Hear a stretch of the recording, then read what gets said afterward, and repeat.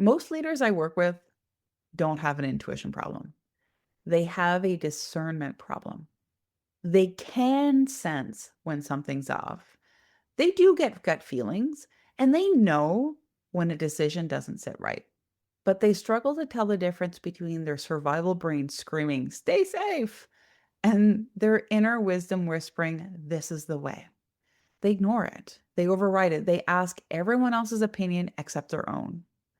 And then 6 months later, they're sitting in my office saying, oh, I knew I shouldn't have done that.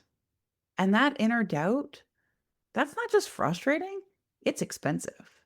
It's the partnerships that drain you, the hires that don't work out, the opportunities you said yes to that pulled you further from what actually mattered. And over time, it erodes something even more critical: self trust. Because when you lack intuitive discernment, it is almost impossible to develop self trust. And without self trust, you can't take the leap of faith that you need in order to reach your next level. That inner doubt fuels your inner critic. It's keeping imposter syndrome alive and well, and it makes you second guess every decision, even the good ones. The path to self trust is developing intuitive discernment. When you can distinguish between fear and wisdom, between relief and resonance, you stop second guessing yourself and you start knowing. Imagine this: 6 months from now, you walk into high stakes decision. Your team is waiting, your board is watching, the pressure is on. And instead of spiraling into analysis paralysis or crowdsourcing opinions from everyone except yourself, you're not guessing. No, you know which path is aligned, which choice serves your values, which option your future self will be thanking you for. That confidence, it's not a personality trait that you're born with. It's a skill that you develop. And that's exactly what we're building today. So, last episode, we went deep on values, your foundation. Today, my friend, we are building pillar number 2, intuitive discernment, your compass. And by the end of this episode, you'll have a framework to tell you the difference between fear and wisdom, practical tools you can use immediately, including ones that you can practice between meetings, and a diagnostic to identify where intuitive discernment is your missing pillar. So let's get into it. Let me tell you something most people don't realize. You are way more intuitive than you think. You've been getting signals, you've been sensing when something's off. But the problem? You're confusing instinct with intuition. And that confusion is costing you, especially when these two data streams are in opposition. That's when you get stuck. See, you're receiving both data sets simultaneously. So, data stream number 1 is your instinct, that survival brain plus your ego, your ancient survival programming combined with your ego's need to protect your identity. And that voice is loud, and it should be. It kept your ancestors alive, and you wouldn't be here if it didn't do its job. Your survival brain says, stay safe, don't risk it, stick to what you know. Your ego says, what will people think? This isn't who I am. I need to prove myself. And that data stream will feel like contraction, tightness, and relief when you avoid discomfort. Data stream number 2 is your intuition. That's your inner wisdom, your deeper knowing, the part of you that sees beyond the immediate threat to the bigger picture. This is the voice that expands your option, that shows you possibilities your survival brain cannot see. It might say, yes, this is aligned. Even though it's uncomfortable, this is right. Or it might reveal, here's another way. You have more choices than you think. This data stream, it feels resonant, expansive, grounded even in uncertainty. Now, many people use the terms instinct and intuition interchangeably, but I don't. And here's why this distinction matters. Instinct is reactive. It's designed to keep you alive, not to help you thrive. And it has a time and place. Intuition is receptive. It sees the long game. When you confuse the two, you follow fear thinking it's guidance. And it's easy to confuse them because you're receiving both sets of data simultaneously. But they have very different agendas. Your instinct is focused on keeping you in its perception of safety. Your intuition keeps you safe while offering you a higher perspective on how you can thrive. Instinct says survive, intuition says thrive.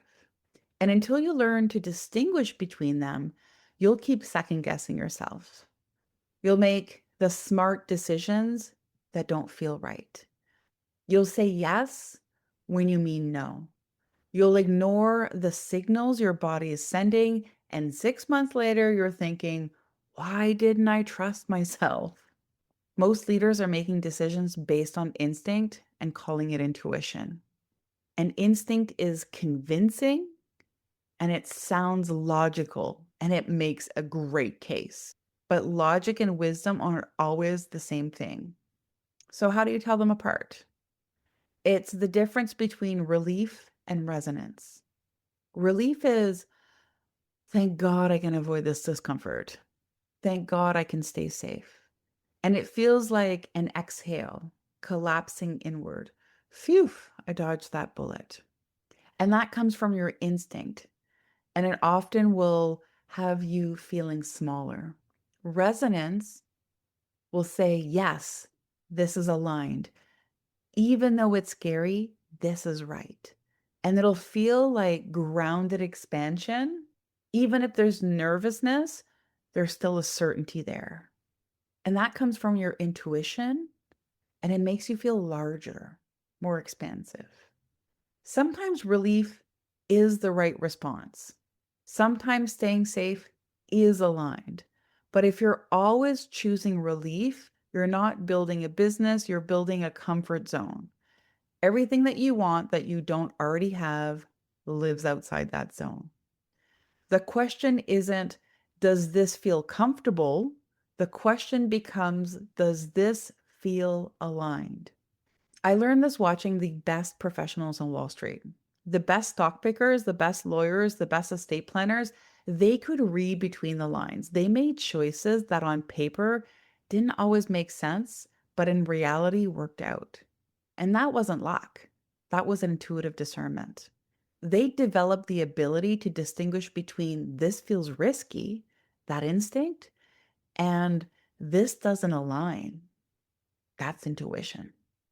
That skill separated the good from the great. Let me show you what happens when that discernment is missing. I worked with an entrepreneur who built his business from scratch to 7 figures. Super ambitious, brilliant, fearless guy. In trying to do all the things all at once, he nearly burnt out his entire team. His survival brain was running a reverse scarcity pattern. Do it all now, grab every opportunity, say yes to everything. But there was another layer. He'd overcome a lot. Some of his patterns were about proving and running away from who he used to be instead of recognizing who he'd become. That looks like ambition. It sounds like drive, but it's actually fear dressed up as hustle. Yes, he hit 6 figures, but needed some restructuring the following year because parts of the model weren't sustainable. Here's what I wish someone had told him earlier and what I'm telling you now. Just because you can doesn't mean you should. Not every opportunity is your best opportunity. Not every door you can walk through is the right door. And not every yes serves your values. This isn't about playing small. This is about being strategic. Because when you say yes to everything, when you try to do all the things just because you can, you dilute your impact, you burn out your people, and you lose sight of what really matters. You don't have to do all the things. You get to choose. And choosing wisely That's not limitation, that's leadership. That's conscious leadership. So, what happened? We did the inner work. He developed self awareness, got conscious about his decisions, and now still super ambitious, still a go getter, but sustainable. Seven-figure business with partnerships that energize him, creating a succession plan for his next passion project. Same drive, different discernment, no more proving, and building from a place of wholeness. That's what intuitive discernment does. It doesn't slow you down, it sharpens your aim. Now, let me give you a framework that you can use right now. When you are facing a decision, ask yourself three questions. Question one, is this fear or is this wisdom? So, fear contracts, wisdom expands. Fear says protect yourself, wisdom says trust yourself. Fear focuses on what could go wrong, wisdom sees what could go right. Question two, is this relief or resonance? Relief feels like, phew, I avoided discomfort. Resonance feels like, yes, this is aligned, even though it's a little uncomfortable. Question three, does this make me smaller or larger? If the decision makes you feel like you're hiding, playing small, or shrinking, that's instinct protecting you. If the decision makes you feel grounded, expanded, and more aligned with who you are becoming, that's intuition guiding you. Now, here's what's tricky. Sometimes the aligned choice is to stay safe, and sometimes the wise move is to say no. Intuition doesn't always push you forward. Sometimes it protects you from what's not aligned. The difference, when instinct says no, it feels like avoidance. When intuition says no, it feels like integrity. So let's practice this together right now. Think of a decision that you're facing. Notice, what does your body do when you think about option A? Does your chest tighten? Do you hold your breath? That's instinct. Or do you feel grounded? Like you can breathe deeper? That's intuition. Your body knows before your mind catches up. And then play with it. What does your body do when you think about option B for that decision that you're facing? Let me show you what this looks like in real life. I worked with a dentist, brilliant woman, top of her field. She had built a successful practice, and by all external measures, she was crushing it. But her body was breaking down. The industry standard, you work 40 hours a week, 5 days, 8 hours minimum, and that's what it takes to have a successful practice. But her body physically couldn't sustain that schedule. She was developing serious chronic issues to the point where she thought she might even need to apply for disability just to get permission to work less and still make enough money to support her family. Her fear was saying, you need to sacrifice your body to achieve success. She thought, you can't be successful and be healthy. And the industry belief, you can't be a part-time dentist. That just doesn't exist. So she saw only two options: push through and become more disabled, because that's the path she was on, or leave dentistry altogether and maybe teach. So we did the inner work. We challenged those false either or beliefs. We got clear on what she actually needed and valued. And then she built her case, not based on industry standards, but based on her own wisdom about how she needed to show up. And then the partners of the firm approached her with an opportunity to work 2 or 3 days a week. No issues, no resistance. Her physical health started improving. She avoided the path of becoming more disabled just to get permission to work in the way that was aligned for her. That's intuitive discernment.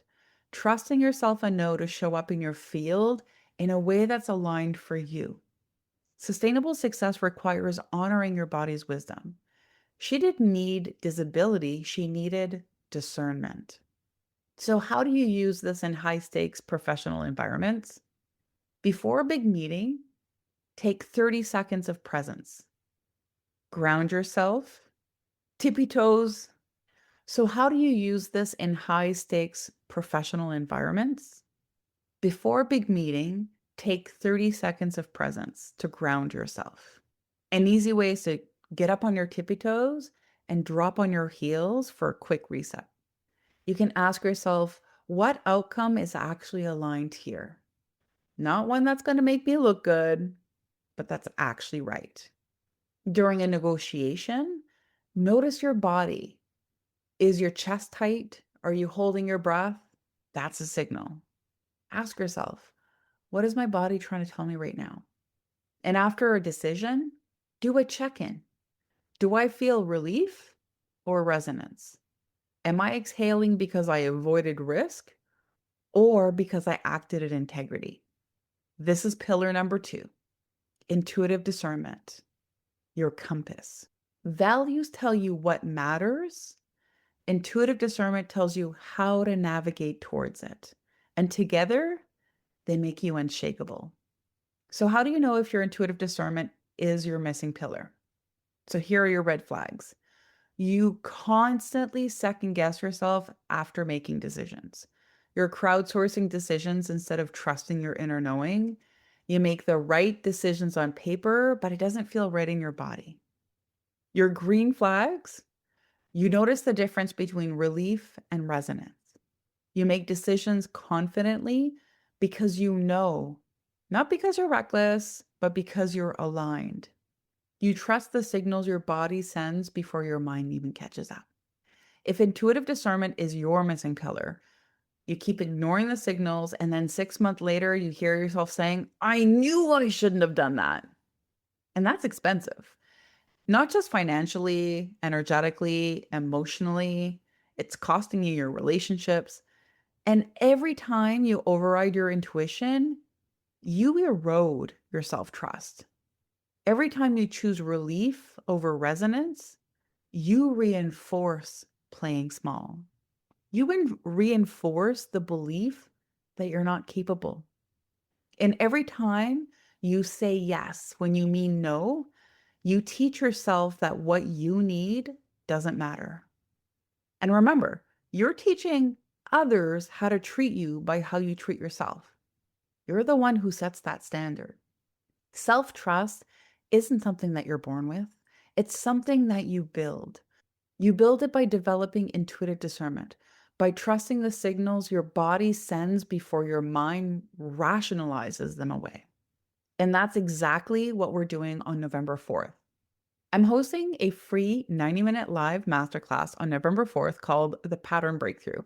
And this is where the real work happens. You know what you should do. You're trying, you're working at it. So why does it still feel like you're pushing a boulder uphill? It's because your subconscious patterns are running the show. The pattern that says, I have to prove my worth through what I achieve. The pattern that believes if you slow down, everything will fall apart. The pattern convinced success requires self sacrifice. These patterns aren't random, they're a map showing exactly where your power has been buried. And on November 4th, we're decoding that map together. In this 90-minute masterclass, we identify your specific patterns, the ones quietly sabotaging your success. We'll decode the subconscious beliefs running your reality. And we'll map your breakthrough pathway using the 4 pillars framework. And we're doing a live pattern breaking session so that you can see exactly how this creates transformation. You're going to walk away knowing exactly what's been blocking you and know what your next clear steps are. And bonus, everyone who registers gets my pattern decoder worksheets. Plus, live attendees are automatically entered to win prizes valued over $1,000 for our launch prize giveaway. So, this is for you if you're already successful and you're ready for your next level without burning out. You've been sensing there's more and you're done ignoring that inner knowing. Or you keep hitting that same friggin' ceiling no matter how many strategies you try. So, November 4th, 90 minutes, completely free. Spots are limited. This is a live, intimate pattern work. Register now. I'll leave the link in the show notes for you below. And before you go, here's what I want you to do right now. Grab your phone, open your notes app. Do the intuitive audit. Think of a decision that you're currently facing, something with stakes. Write down, what does your fear say? What feels safest? What strategy is your fear using to keep you in your comfort zone? Is it procrastination, overanalyzing, asking everybody else? What does your ego say? Am I good enough? Do I need to prove myself? And finally, what does your inner wisdom say? What resonates as deep truth, even if it scares you a little? And I'd love it if you would take a screenshot, tag me at Enigma Enfant. I read every single one because just bringing awareness to these voices, that's already developing your discernment. Now, there are many ways to develop intuitive discernment. Here's one that you can practice right now, even between meetings. I call it the body compass. So what you do is you stand up and then you think of something that you know is a clear yes for you. Maybe that's your name. So you would say, my name is, and then you'll notice where you feel pulled. And most people, when they're properly calibrated, will lean slightly forward. That's your body saying, yes, I agree with that statement. Now think of something that's a clear no. So my name is, and say a wrong name. And then notice the shift. Most people will lean back or feel resistance. That's your body's no. Now, here's what's important to remember. When you get a muddled response, when your body feels conflicted or unclear, that's information too. It means that those two data streams that we talked about are in opposition. Your instinct and intuition are in disagreement. When that happens, don't force a decision. Get more information. Give it time. Do the inner work. Let the clarity emerge. But when your body compass is clear, that's when you know you can trust it. Practice this daily.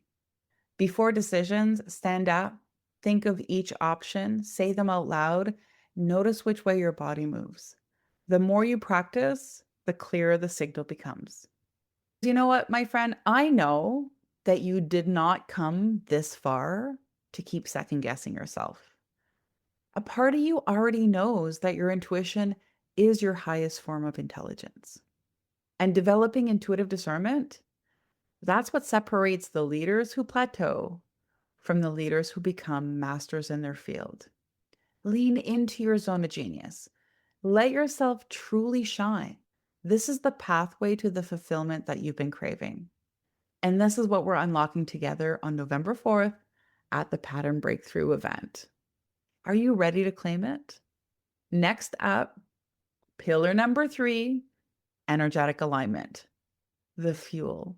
And I'm so excited to share this one with you because you can have clear values and a sharp intuition and still be completely exhausted. You're not going to want to miss it. Until then, trust your intuition, take aligned action, and keep leading with soul.